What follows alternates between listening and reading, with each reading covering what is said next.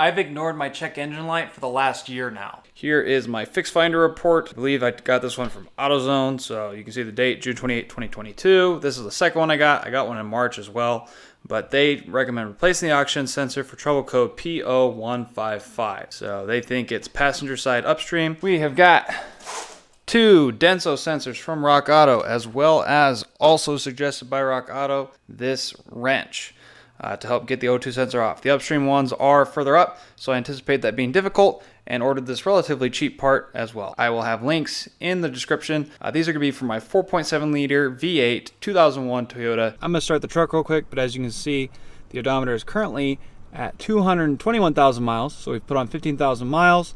Now if we start the truck, that check engine light stays on. I got a recent reading at O'Reilly's and it was the same code and it was the same suggested fix. Same problem as the one a year ago.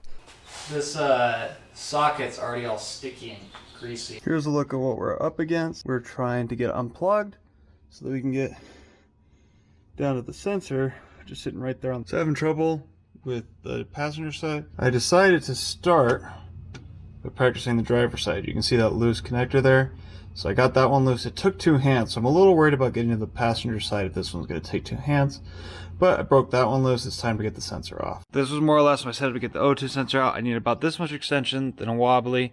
You get all that onto the tool.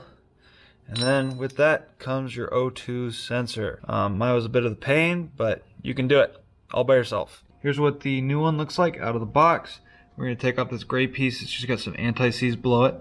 But yeah, this looks really nice. This is a really nice sensor from Denso. It's not fouled up. You can see this one's obviously a little fouled up, but it doesn't look bad. It's not white or anything. It's just a little sooty. So anyway, put this one on the same way that one came off.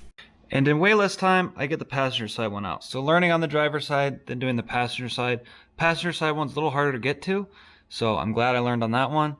And this one's done, and we put in our second package, and we're good to go. It's been quite difficult to get a camera back here. This is what the new O2 sensor looks like. And then I find that the easiest way to get these on is just like a spark plug. So thread it backwards till it sits, and then start tightening it the normal way. And then you're going to have to put the tool back on it to kind of torque it down. Okay, at this point, both O2 sensors are in.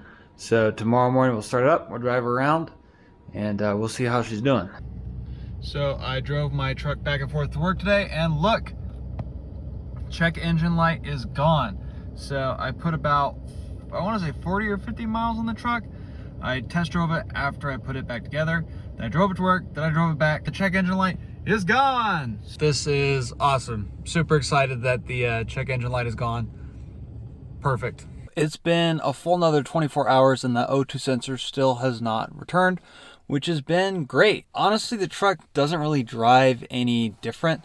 It still feels very much like the same truck.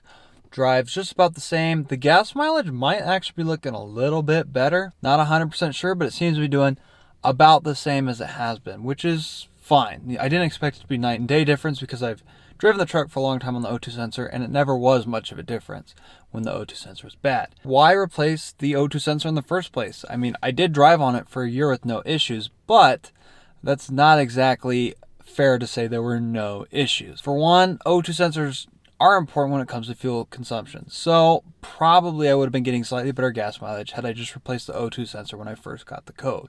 There's also sluggish performance. The engine isn't ever going to run quite as good. It's going to be running a little rich or a little lean the entire time that your O2 sensor's gone. If the engine can't, kind of self-diagnose how good the air-fuel ratio is, it's never going to quite be perfect. Now here's a big one. If your O2 sensor is going bad, eventually you're probably going to clog or damage your catalytic converters. So I knew this, and I knew that ultimately I didn't want to have to replace my catalytic converters. So I knew I was going to have to replace this O2 sensor and try and keep my exhaust and emission system healthy. Now, this is unbecoming true for me. My state, Idaho, has recently passed legislation to repeal this, and it probably won't be the case, but had I ever needed to pass an emissions test, eventually I have to get rid of this check engine light. Also, constantly driving with a check engine light on is not really a smart way to go, because if something new were to happen, I wouldn't know unless it was a flashing check engine light, which I've had happen in that time. I had a misfire that gave me a flashing check engine light, but I want to know when new codes are showing up, and driving constantly with the check engine light doesn't tell me that. And like I mentioned, having a constant problem with the O2 sensor may affect other things like misfires. Your truck's not running quite as clean, so it's going to contaminate and damage and harm and wear through other parts.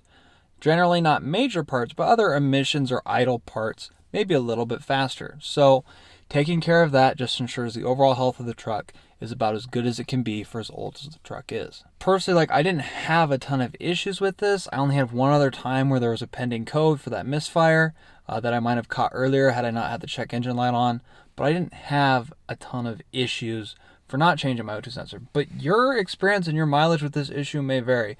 Some people will run with that check engine light on for an O2 sensor forever. I got sick of it. I knew I wanted to change it. Having a light-free dash is awesome, but your mileage may vary with this, and you may be able to tolerate it or not tolerate it for longer or shorter than I can. Or you might experience other issues. You might experience more drastic decreases in fuel consumption. Honestly, I'm pretty impressed how well the truck ran on a busted O2 sensor, but I can't say that I'd recommend that you follow suit on that. The performance hasn't really changed. The truck drives the same, it feels the same. It still has the same manifold tick exhaust leak that I haven't gotten around to fixing, but it is awesome to know from now on when my check engine light goes on, when I get a new code, I'll know because my check engine light isn't already on and I'm not damaging my truck by driving it around. It's not certain that I was damaging my truck, but I know for sure that I'm not damaging it for lack of maintenance on that O2 sensor now, which is awesome. So that's my thoughts. Thank you guys so much for watching. Let me know what you're working on with your trucks. What do you think of this O2 sensor issue? Really appreciate you guys watching, and I will see you in the next video. Have a good one.